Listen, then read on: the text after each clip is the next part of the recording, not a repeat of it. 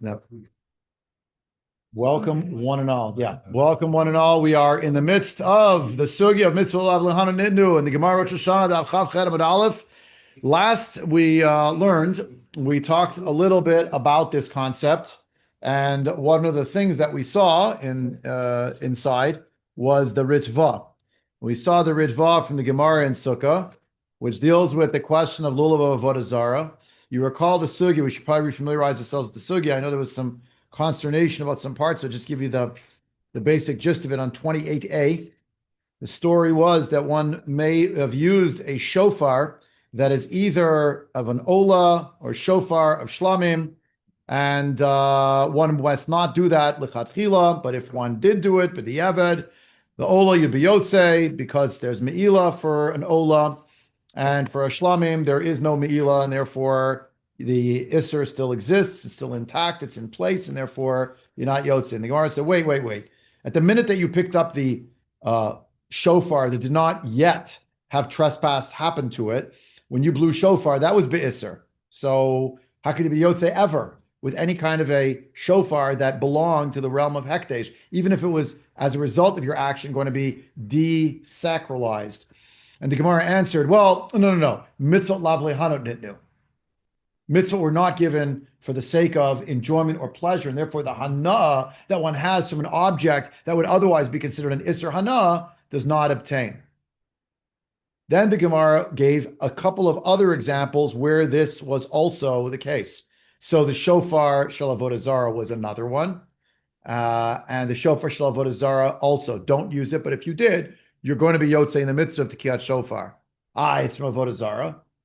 Yeah, but it's mitzvot lav lehanot nitnu. It's mois. It's disgusting. It's abominable. But that doesn't destroy the integrity of the mitzvah that transpired. Then the Gemara said, okay, let's say you decided to use the shofar of an ir hanidachat. No, that's not going to work. Why? Because kitute mechtat shiure, it was contracted in its size, and you say, well, I see a shofar in my hand. What do you mean? No, that which is standing to be destroyed, to be burned by fire, to be destroyed, it's as if it's already destroyed. Halachically, it has no standing, and therefore the object, halachically speaking, doesn't exist. I heard a sound, it doesn't matter. You don't have a kosher shofar, it's just too small. The Gemara says, okay. Someone said to someone else, I hereby take an oath, I will receive no benefit from you. So I receive no benefit from you. So then it turns out the guy goes to shul. The joke's on him because the guy he just screamed at is the Baal Tekeya. So can he get biyotze the mitzvah with that guy? Yes. Why? Mitzvot lav lehanot nitnu. He didn't get hana from the fellow. He simply was yotze the mitzvah as a result of the action the person took. This is not always the case. We saw there was a little twist and turn. If someone were to say to somebody else, Davka, after he told him, I won't get enough from you, blow shofar for me. So now, wait a minute. Now he gave him a direct instruction. That might not be the same thing. But bigadol, the act of the person who had the kibosh, I hope that's not like a religious word from another religion, but he told him, I'm not going to have anything to do with you. And I take an oath that I'll have no hana from you. And then he goes in the shul and the guy's blowing shofar. He's yotze anyway. Then came the idea, and they're all, each of these cases, you understand, are a different facet. Right. He didn't violate his there, even though, isn't it an Isser Hana? He said, I'm not going to get Hana from that guy. Doesn't matter. It's still okay. Mitzvot lav lehanot nitnu. Then we had, the last one was, I decided I'm not going to go. I will not have any Hana from that spring, like a spring, a fountain. And then let's say you had to go use it as a mikvah. So that would work if the case was during the winter. People don't like to go in the dead of winter into cold water. So if they have to do that, and most normal people don't like to. So if you have to do that, so you're yotze because there's no hana. But if it's summer, you can't argue, I didn't want the enjoyment from the water. The average person benefits from being in cool water in the summertime. And therefore, if you went in, joint, that's it. That's not going to be mitzvot lav lehanot because there's some element of hana. As is our holy way in our shiur and many shiurim, we're trying to unpack what do these words actually mean. As it happens, and we'll get into it a little bit later tonight if we have some time, but I'll give you just the introduction. Moriv Rabbi Aaron Lichtenstein Zatzal gave a shiur at some point about Mitzvot Lav Lehanot Nitnu. I'm sure he gave it many times. It's written up. He didn't write it. The students wrote it. So it says on the bottom, Rabbi Lichtenstein did not approve this transcript. It's like some students wrote it. But he points out when you talk about Mitzvot lav lehanot nitnu, your inclination is to think about something like the Mamar Chazal, lo nitnu ha-mitzvah el etzaref bahen et habriot, the mitzvah were given for the sake of refining humanity. You think of that, or you think of tikkun olam or something. That's not the case. This is a halachic question, and we are going to avail ourselves of the question. The question is, can we avail ourselves of an Isser Hana in order to perform a mitzvah or not? That's the narrow shaila. And he says, I know that most people, when they hear mitzvot lav lehanot nitnu, they start to philosophize about what is the nature of mitzvah and should Judaism be about being in the doldrums. It's not about that. It's about this. This is the answer to the question of, but wasn't there an Isser Hana on that object that I wanted to use or that I did use for the sake of a mitzvah? And the answer is mitzvot lav lehanot nitnu. So he opens the essay that way. We'll go into the analysis later. We have to see more of the Rishonim to even get the land legs of what he's talking about, because Rav Lichtenstein's is like a very sophisticated analysis, really parsing different things. We need more of the basic building blocks, but that is how he opens the essay, or at least the transcript. That's how it opens. Like, don't get lost in philosophy, which is not to say it's not important, but that's not what's being analyzed in this sugya on Rosh Hashana Daf Chav Chet Amud Aleph.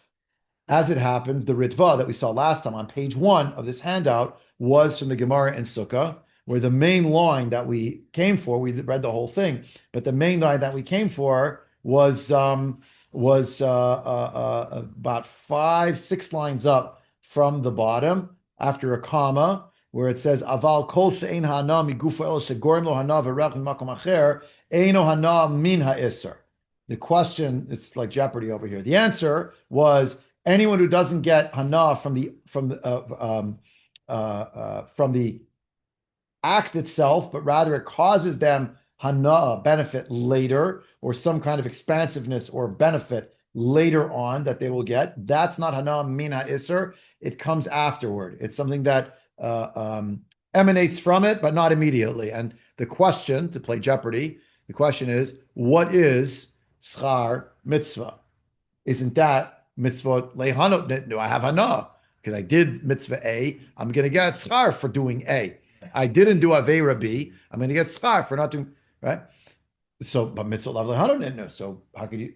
So the Ritva said that's not in the category of hana. When we talk about the word hana, we mean you're gaining hana in the here and now from gufo shel isser, the object of isser, not from what will happen later. And he gave a couple of proofs. The main proof that he had was the example of the mikvah, where you go into a spring in the winter. So when you go into a spring in the winter, you're not gaining any benefit from it, and therefore you could be yotze. Even if you made a neder, you won't benefit from this fountain, you can. But in the summer, the very act of going in is, whether you like it or not, causing benefit to the body. It's cooling it off. You'll say, but I'm in that 1 percentile that hates being wet and doesn't like going in cold things, even in the summer. Batla daito it's a kol adam. The vast majority of people in summer, in a time, obviously, when there's no air conditioning and nowhere to cool off and no cold water or cold drinks, period. And now there's a cool spring. You can go into it. You can no longer separate out the variables and say mitzvot lav lehanot nitnu, and therefore it wasn't over an Isser Hana, because willy-nilly there was Hana. The other example he gave was the Gemara in Yevamot on Kuf Gimel. A woman is going to make some kind of a sorry, it's not that she made a neder. There's a sandal they're going to use for chalitza. It's a specialized sandal. Unfortunately, it came off the foot of Avodah Zarah. It was used for Avodah Zarah. It was tikrovet Avodah Zarah. Someone bowed to it. Someone used it. Whatever it is, has some kind of an Isser status. You can't have enough. You're not to wear it as a shoe. But now this ceremony is going to happen involving this shoe. Can she use it for the purpose of chalitza? And the Gemara says she can. What about mitzvot lav lehanot nitnu? No, because the hana is not in the moment that she's using it. It's for the purpose of being freed from being married to this yabim who potentially is not actually appropriate for her, or she now, as a sort of a woman who's now freed from the obligation of yibum, having performed chalitza, now the estate is hers because she's independent. Because the zika is no longer there. That's another example. The Ritva gave those two examples as examples in Masachet Sukkah about the lulav shel avodah zara lo yitol, not kasher. Okay, I'll take some questions, Larry, and then Mark. Yeah. And then George. In the case of the Obama, one could argue that she is getting a benefit if she's getting her tuba. Yes. It's not in the moment. The point of the Ritva was the Hana. When we talk about Isser Hana, we mean the very act itself is the Hana. Migufo, that's his point. Migufo shall Isser Hana. But if it's not in that exact moment, it's something on a delayed factor. That was the Ritva's idea. And therefore, since you're going to get Schar Mitzvah at some point in the future, it's not tangible, but you know, it's going to happen in a crew but it's not in the very moment. So then it's not a violation of the Isser Hana. Is the key in the lock, right? It's the key in the lock. It's the top of a column, the left-hand column on page 1. You could scan it there with your eyes. Rava spoke about it there. I want to take Mark's questions and keep going. Yeah. Does anyone touch a mitzvah that's entirely goof related, like eating matzah, where that The eating of matzah? Well, I mean, there's the first one that came to my mind. Yeah. We're gonna have a story about matzah soon, but in the next sugya, mitzvah kavana. Seems to that's on our base. It's hard to sort of separate that out because the act of eating it right is in and of itself something that's satiating. Whether you, so that would be that. Maybe that's why that's not one of the examples given for Mitzvot Lehanot Nitnu. And we start getting to the question of, well, is that a blanket statement? Anytime it's a mitzvah, Mitzvot Lehanot Nitnu, or does it really depend what the mitzvah is that has that Isser Hana attached to it? There's a mitzvah to reproduce as well, and I mean, not to go down that path. So we could have, if we went I guess, right in the Gemara in Masachet Nedarim on Tet Vav Amud Bet. That is one of the examples that's given as well. This wasn't in our sugya. Yeah. I don't want to go on that off ramp. The Ran has a whole piece on that when you cannot possibly separate the Hanad Haguf from this mitzvah element. And therefore you can no longer argue, well, mitzvah of the Hanad. No, you can't say that. So where's the line, right? And this is not just one question, but it comes up in several in several ways. So for instance, I'll give you another example. The Gemara Nedarim, the aforementioned Gemara, not on Ted Vav and Bet in Nedarim, but on Ted Zayim and Aleph, the statement of Rava. Rava says that you cannot actually make a neder or take a shvua to cancel a mitzvah. That's actually true. You cannot, ein shvua levatel a mitzvah. Right. You can't decide, I made a shvua, I'm not going to keep Shabbos. You can't say that. It doesn't. Why? You're already under oath from Har Sinai, and that supersedes everything else. But you can make a neder with regard to a mitzvah. Not on the mitzvah action, that's impossible, but on the mitzvah object, that you could do. So in other words, a person would be allowed to say, Yeshivat Sukkah Alai. Yeshivat Sukkah Alai means I've taken a neder, it's missing the beginning syntax, I've taken a neder upon myself with regard to sitting in the sukkah. Now, by the by, you now can't perform the mitzvah of sukkah, it would seem, because you just said, I'm not going to sit in a sukkah, right? So that is true, because you actually made a neder about an object, and you can do that. Now, why would you want to do that? Ani lo yodea. But assuming someone wanted to do that, but let's say a person said, I take a neder, so hypothetically, I take a neder and I say, Hanat sukkah alai. I've made a neder, I will not get any hana from any sukkah. I won't sit in the sukkah, but I won't get hana from the sukkah. In that case, Rava says, you can go sit in the sukkah. How come? On Sukkot you can, because mitzvot lav lehanot nitnu. You're getting shade from it, and it's a little cooler in there or something. Doesn't matter. You said you don't want hana from the sukkah. You didn't get hana from the sukkah. Mitzvot lav lehanot nitnu. The Ran, by the way, points out that Yeshivat Sukkah Alai works. It's the Ran right there, the name of Tosfot, because it's on the Masa Yeshiva. It's not based on the result of the Hana. Follow? So that's where the switch is, and the Ran also in the Dharm elsewhere, he says, I got this in the Sifta in the back of the Gemara, there's like 20 pages. We will not go through 20 pages. Rest assured, it's too much. But they point out there in the name of the Ran that a person who is a mudar hana mechavero, he can learn from this person Torah, midrashim, halachot, agadot. Why? Mitzvot lav lehanot nitnu. I love learning. It's I love it. It's sweet. Harevna, I love it. Yes, but that's not considered hana. How come? Because mitzvot lav lehanot nitnu. So on the pure technical level, right? I'm not violating an Isser Hana, even though I've made some kind of an neder about that person, I'm Mudar Hana from them. Nicha, you want to say the shofar. Check the box. I have to do the mitzvah, and you have your odd person who loves the sound. It's meaningful, symbolic, etc. But all of that is intangibles. But the learning, the act of learning, that's the gufa, that's the whole mitzvah. And I love learning, and I love learning this and that. Doesn't matter. Mudar hana, the Ran quote from the Bali Tosfot, Nadarim Lamed Hey, is still mitzvah lav Lehanot Nitnu. Okay, question, and George, had a question. If you can make a neder that says, I'm not gonna get hana from this mitzvah, and still fulfill the mitzvah, and how is that shavua and not a levatala kind of situation? You didn't say I'm not going to get enough from the mitzvah. No, go, sorry. From the object. The object. It's the object. So You cannot say I won't get hana from this mitzvah because mitzvah lav Lehanot Nitnu. Right. By the way, it is a machloket if mitzvot lav Lehanot Nitnu or mitzvot Lehanot Nitnu. Rava holds mitzvot lav Lehanot Nitnu, and we seem to paskin that way. And there's a bunch of different examples. The Gemara in Erevin says if you have to make an erev tchumen, remember you want to go outside of the city, and you're getting to the limit. But if you put the meal, the muslin over there, the muslin shesud, you could go an extra amot. Yeah, not necessarily extra 1,000 amot on the 2,000 you already had. So what do you do in that case? All right, you're about to extend it, but unfortunately, the point you want to put it is in a cemetery right on top of a kever. So you're not allowed to have hana from a kever. So the Gemara in Erevin says you're allowed to use the erev tchumen in the cemetery. Why? You already know why. Mitzvah lav Lehanot Nitnu. The aforementioned example, lulav avodah zarah, the sandal of chalitza, right? So in the chidushim of Tam Sofer, he actually asked. He says, "Wait a minute. There's a Mishnah in Pirkei Avot. Yafeh shah achat b'tshuva masim tovim ba'olam hazeh mikol chay olam haba." Sounds pretty enjoyable to me. I'd prefer all I have in this world, just 1 hour. So how could you actually say, like Rashi says, he has this line. Rashi says, like it's the avodat aved, and you're like, wow, that's very harsh. You have that in the Gemara. It's either here or in Sukkah on Chaf Chet Amud Aleph. Rashi says this on where's the line? It's not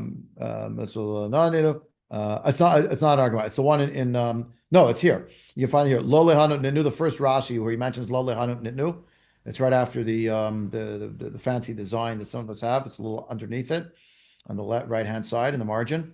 The first words on the line Rashi are Lo Lehanot Nitnu, Dibur Matchil, L'Yisrael, Liot Kiyumam, Lahem Hana, Elo Le'ol Al Tzavareim Nitnu. It's a yoke around your neck. That's the function of it.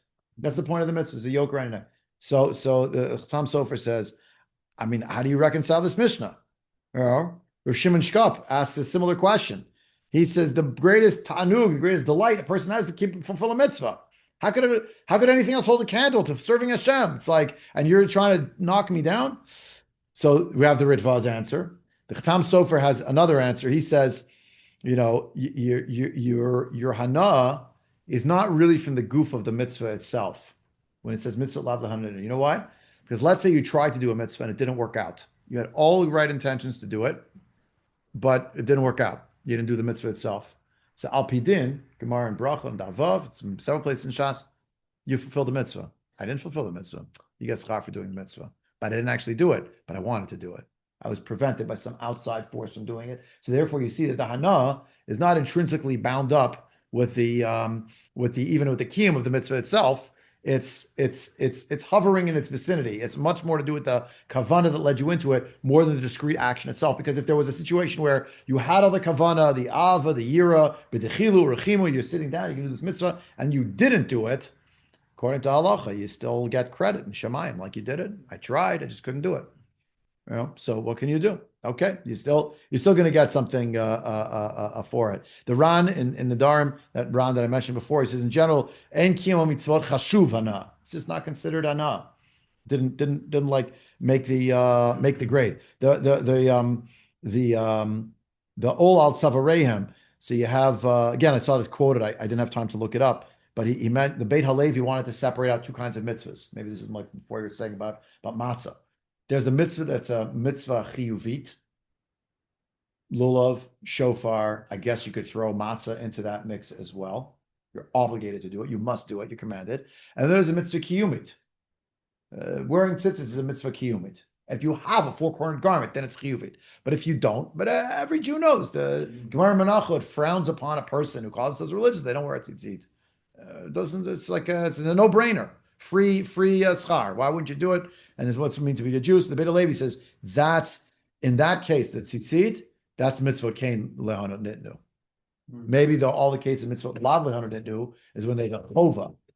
But if it was something that was somehow volitional, when you perform it, maybe in that case you would say mitzvot lehanot nitnu, which of course would beg the question. So according to the Beit HaLevi, if I said to so and so, I now take a neder, and my neder is that I won't gain any hana from your tzitzit, and then the guy, I realize I don't have tzitzit, I said, can I borrow your tzitzit? Maybe you can't say mitzvot lehanot nitnu because it's kiyumit. Conceptually, it's just viewed in a different fashion, a different way. Show the example of the kever. I mean, there's no mitzvah chiyuvit to make an eruv techumin. You can if you want to. So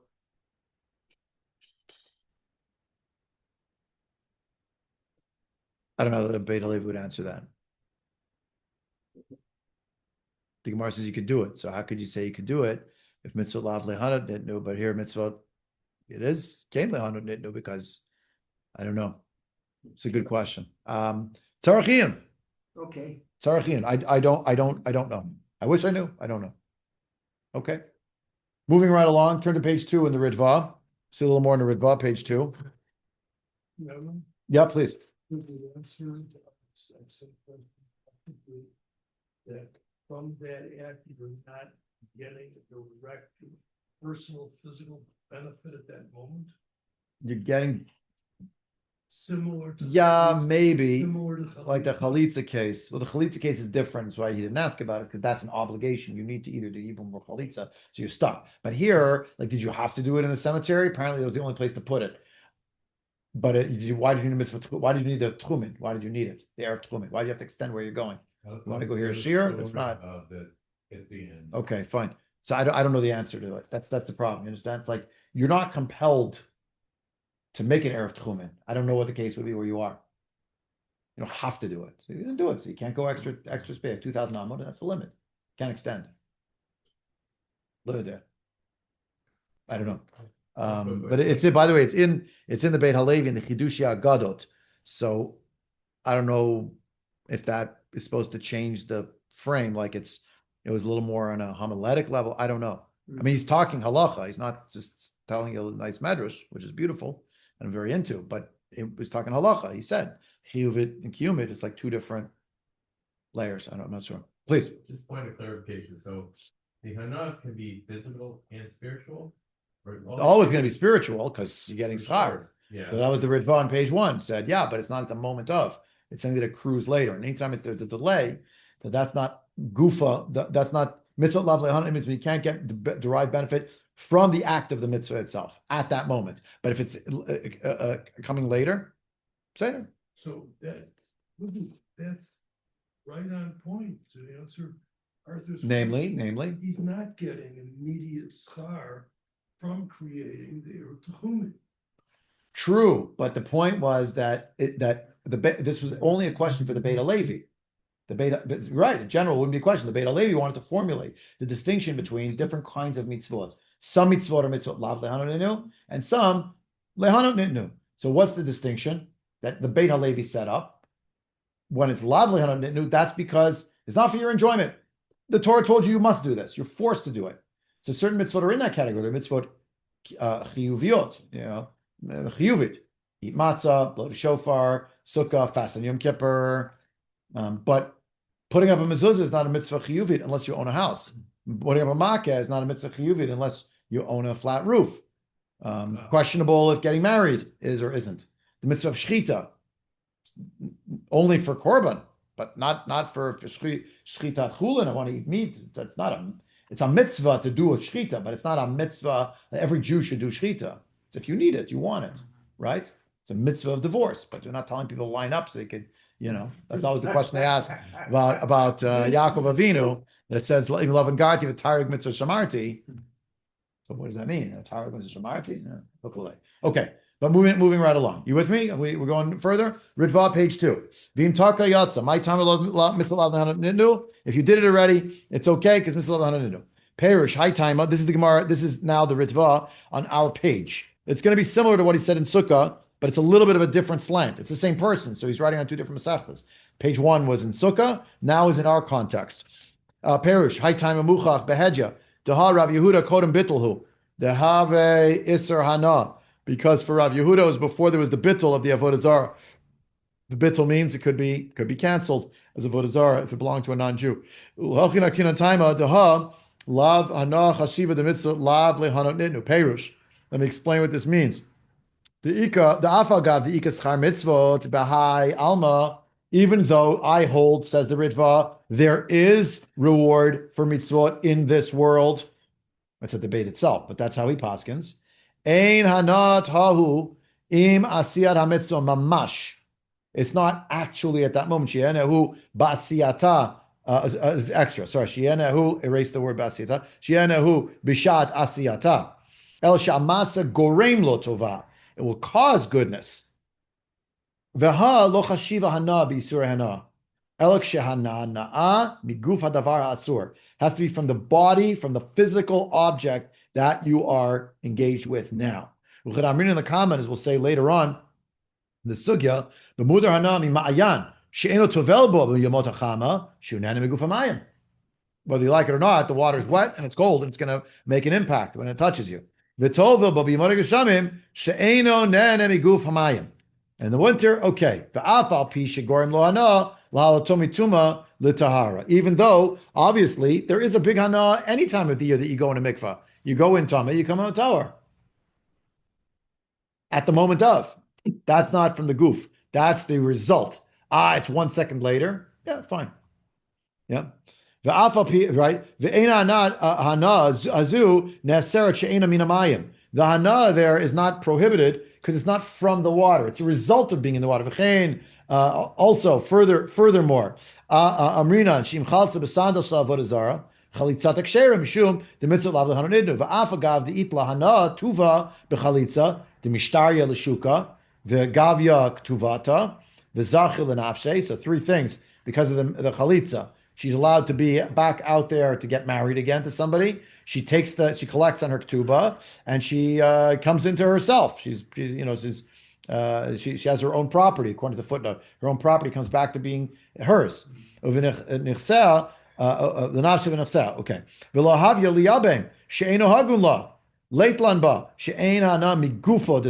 It's not actually from the object of the sandal itself. Okay? You with me? Yep. Now, by the way, there is another chiluk that comes up, which would be, let's say the person went into the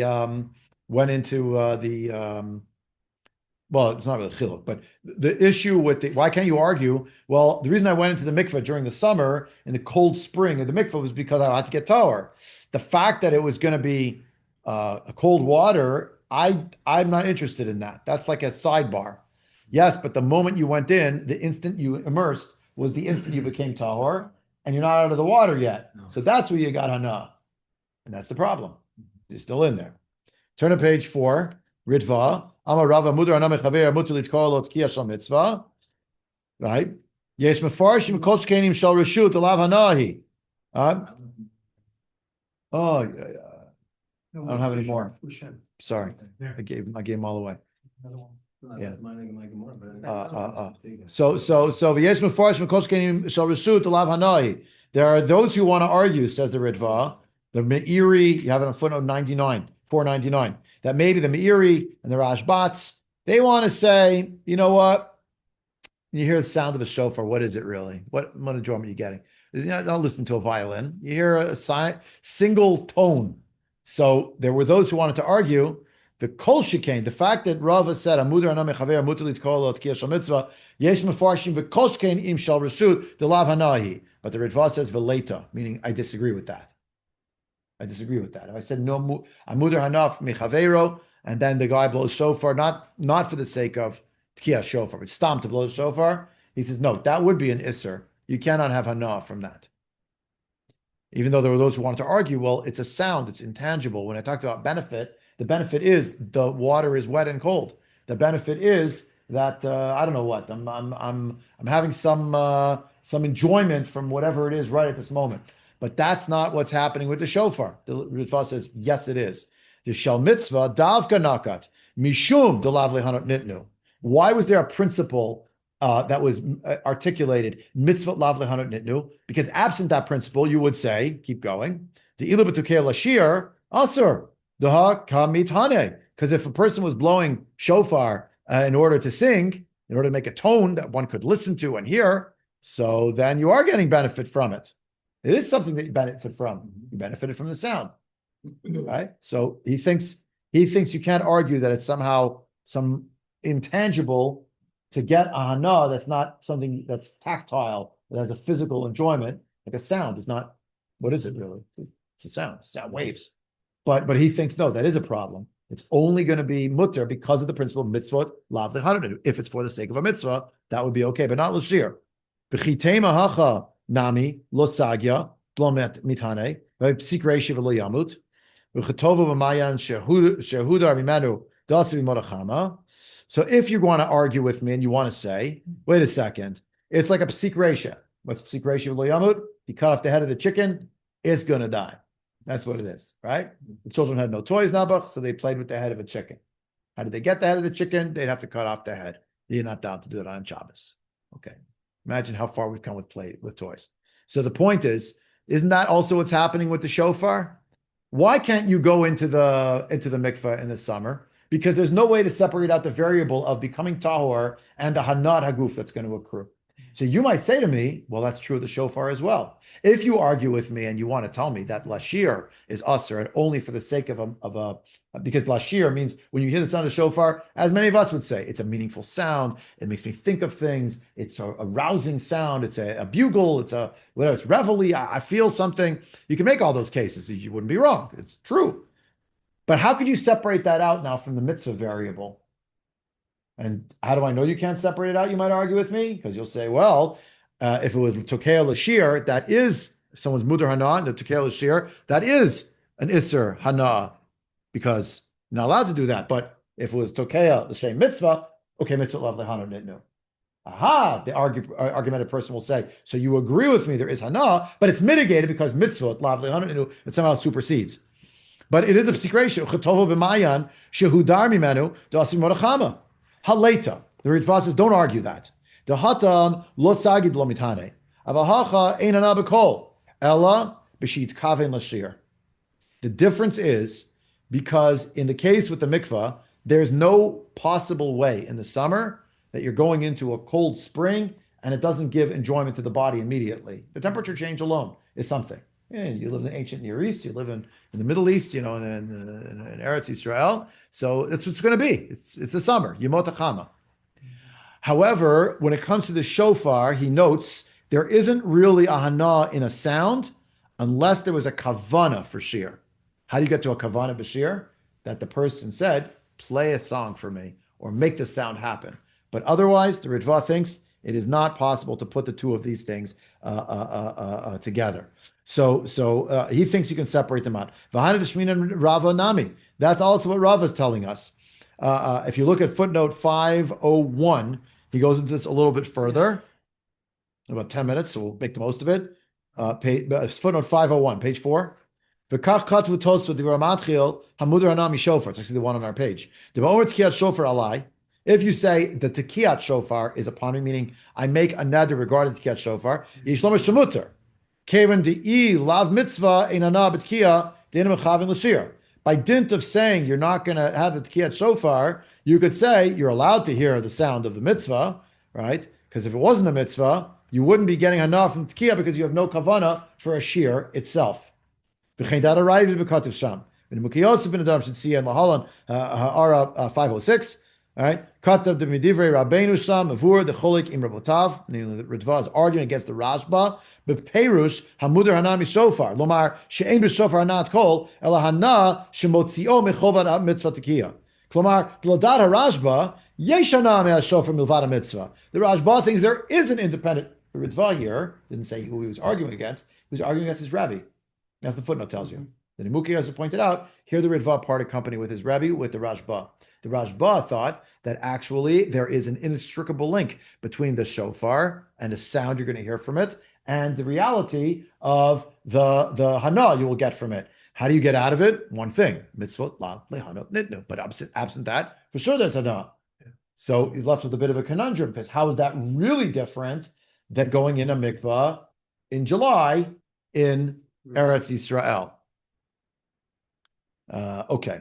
So V'tosvat hanizker le'el katu l'gabe sukkah b'lav mitzvah yeshana, and it's true with regard to the sukkah. I mentioned it obliquely. You go in a sukkah, it's shaded, it's not blazing sun. That's a hana potentially. I'm thinking that even for those who say it's okay with the shofar, seems to me you'd have a problem anything beyond the basic 30 kolo. You know, and then you're technically, you'll say the mitzvah, and any extra ones are not for a mitzvah anymore. Yes. Yes. And now you're reminding me about it. It's not in the Ritva.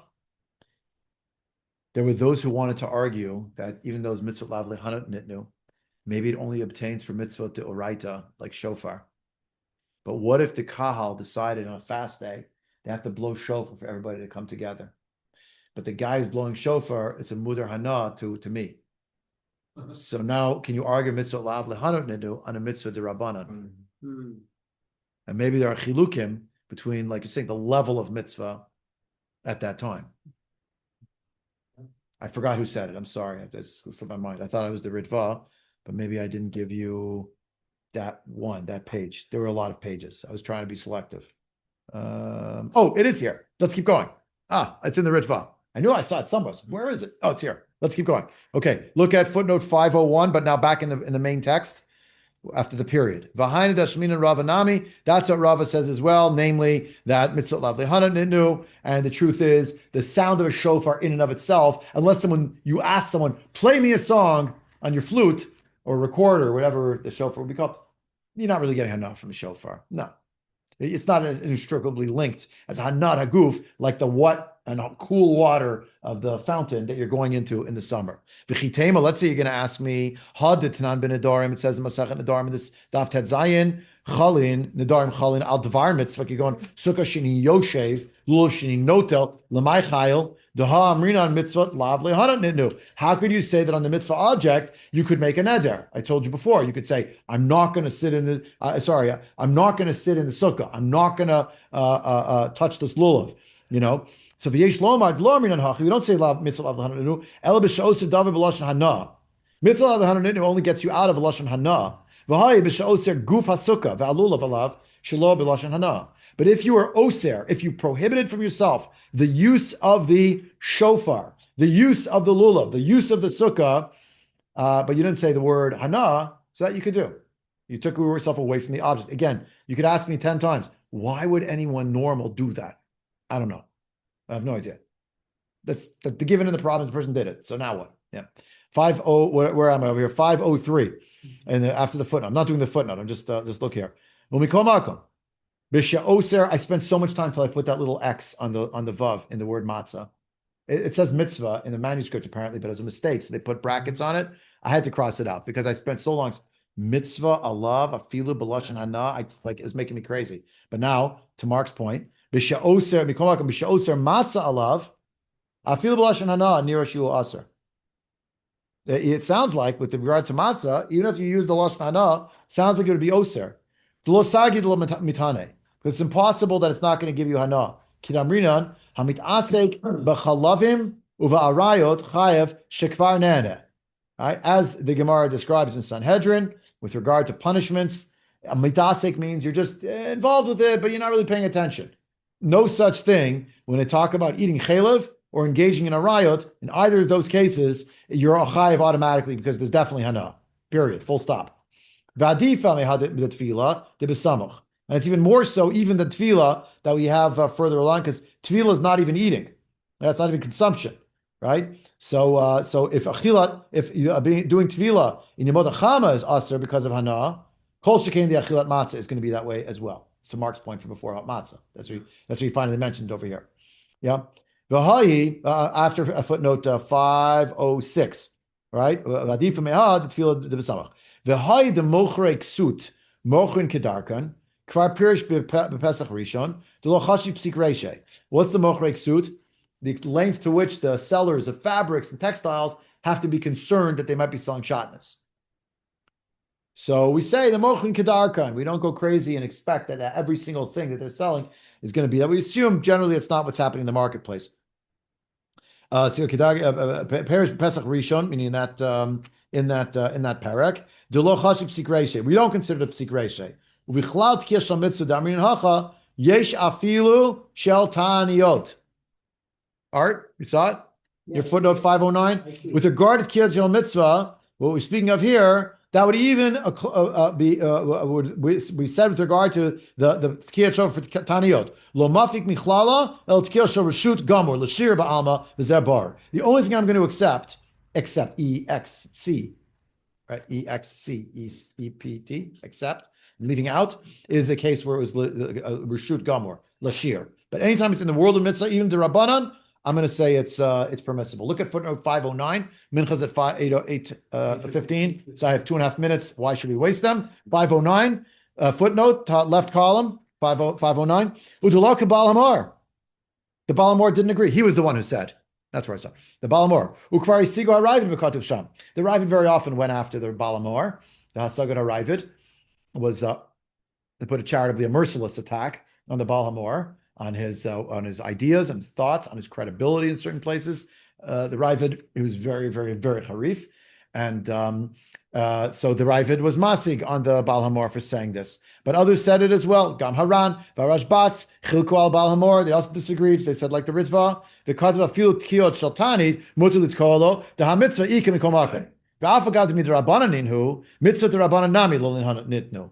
V'machane Ephraim, Milchon Adarm, Simon Chav Dalad, Katav al Divrei Ran, v'ivra, Vadai, da'hachihu, da'afilu b'mitzvah d'Rabbanan amrin hachi, ki demucha b'perak b'chol marvin. Aval hacha eno tzrichim l'chol zeh. The gavet kia kinami in a mitzvah lo kamatile shum hana kol she'enu mechavin l'shir.